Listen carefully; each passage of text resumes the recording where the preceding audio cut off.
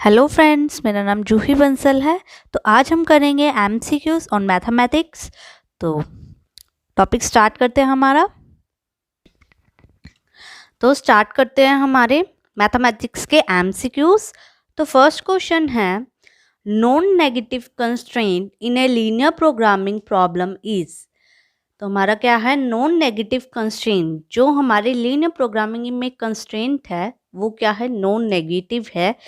तो उसकी वैल्यूज कैसे होगी। अब कंस्ट्रेंट क्या होती है लीनियर प्रोग्रामिंग में, जैसे हमारी इक्वेशंस होती है ना, 2x plus 3y less than या फिर ग्रेटर देन कुछ भी हो सकती है। तो ये वाले इसको क्या कहते हैं, कंस्ट्रेंट। ठीक है, कंस्ट्रेंट कहते हैं इसको। तो कंस्ट्रेंट में क्या कह रहे हैं, नॉन नेगेटिव। तो मतलब कि जो वैल्यूज है ना, ये वाली ये नॉन नेगेटिव होनी चाहिए, मतलब कि हमारी ये पॉजिटिव होनी चाहिए। तो मतलब कि ये 0 से क्या होगी, ग्रेटर, 0 से ग्रेटर होगी, चाहे वो x हो चाहे वो y हो। तो कौन सा होगा, x greater than 0, y less than 0, x less than 0, y greater than 0। तो कौन सा होगा इनमें से, ये वाला, जिसमें कि x greater than 0 and y greater than 0। Next आ जाता है, total revenue and total cost function of a firm are given. मतलब कि कोई फर्म है, उसका total revenue and total cost given है हमें। तो what would be the equilibrium output of the firm. तो आउटपुट ऑफ द फर्म क्या होगा, 9, 13, 17, 11। तो हम देख लेते हैं यहाँ पे। तो हमारा टी आर गिवन है 30 क्यू माइनस क्यू स्क्वायर। ठीक है, तो हमें क्या करना है, अब इसके अंदर क्यू की वैल्यू निकालनी है, आउटपुट निकालना है। आउटपुट हमारा इक्विलिब्रियम में कब आता है, कोई भी फॉर्म है, जब हमारी एम आर किसके बराबर होती है, एम सी के। तो मतलब हमें एम आर और एम सी चाहिए। तो M R T R given है, तो टी आर का हमें एम आर करने के लिए क्या करना पड़ेगा, डेरिवेशन करना पड़ेगा। तो डेरिवेटिव करेंगे विद रिस्पेक्ट टू क्यू के रिस्पेक्ट में करेंगे, तो क्या आ जाएगा, 30 माइनस 2 क्यू। तो ये आ गया हमारा टी आर का। वैसे ही हम टी सी का कर लेंगे, टी सी का एम सी निकाल लेंगे, 20 प्लस 4 क्यू। तो यहाँ पे टी सी का डेरिवेशन हो जाएगा, तो ये आ गया 4। तो ये दोनों हमारी एम आर और एम सी आ गई, ये एम आर आ गई, ये एम सी आ गया। तो एम आर क्या होता है, इक्वल होता है एम सी के। तो यहाँ बता देती हूँ, एम आर इक्वल होता है एम सी के। मतलब कि जो हमारी 30 माइनस 2 क्यू इक्वल टू 4 आया। तो इसको हम सॉल्व कर लेते हैं, 230 minus 4 is equal to Q. तो इसको किया तो ये आ गया 26 बाय क्यू, और ये 2 क्यू में से जब हमने किया तो इसकी आ गई वैल्यू 13। तो मतलब क्यू आ गया हमारा 13। नेक्स्ट क्वेश्चन देखते हैं।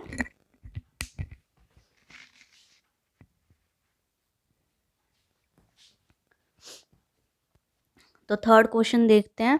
तो ये दी हुई है मैचिंग टेक्निक्स दे रखी है, डेरिवेशन है, इंटीग्रेशन है, इनपुट आउटपुट एनालिसिस है एंड लीनियर प्रोग्रामिंग एप्लीकेशन। कहाँ कहाँ ये टेक्निक्स यूज होते हैं, consumer surplus, elasticity, optimisation, subject to constraint या इंटर इंडस्ट्री रिलेशनशिप।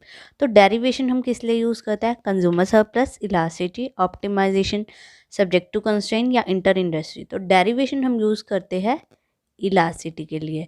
इंटीग्रेशन हम consumer surplus, optimisation subject to constraint, inter industry relationship. तो इंटीग्रेशन हम यूज़ करते हैं कंज्यूमर सरप्लस के लिए।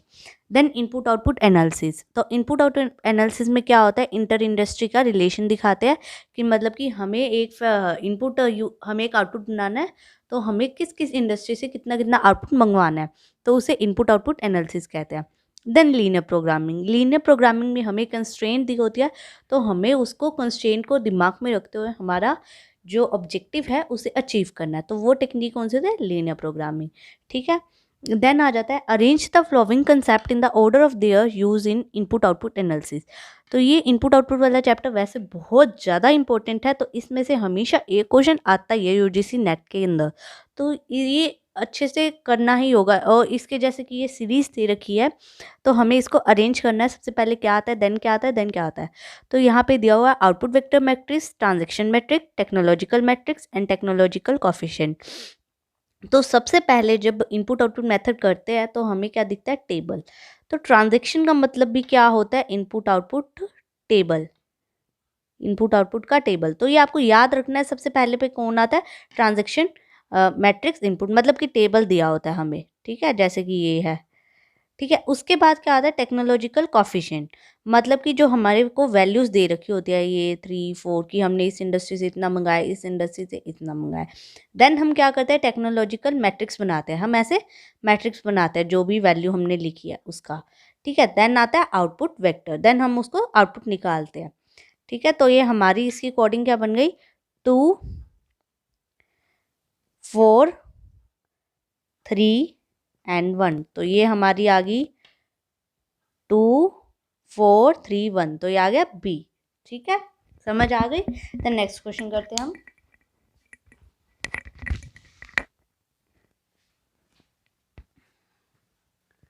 तो नेक्स्ट क्वेश्चन देख लेते हैं, 5th number. Assertion and reason दी हुई है।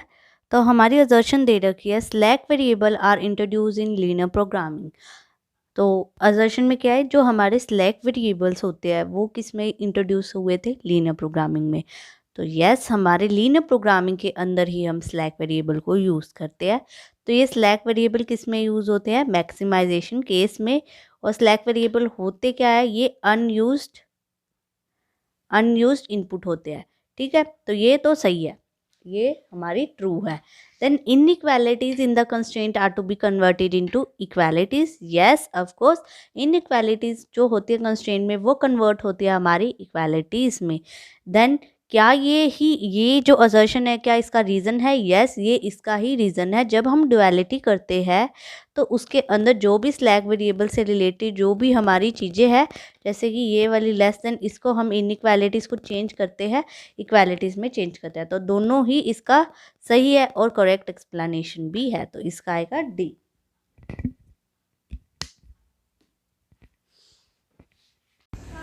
Thank you.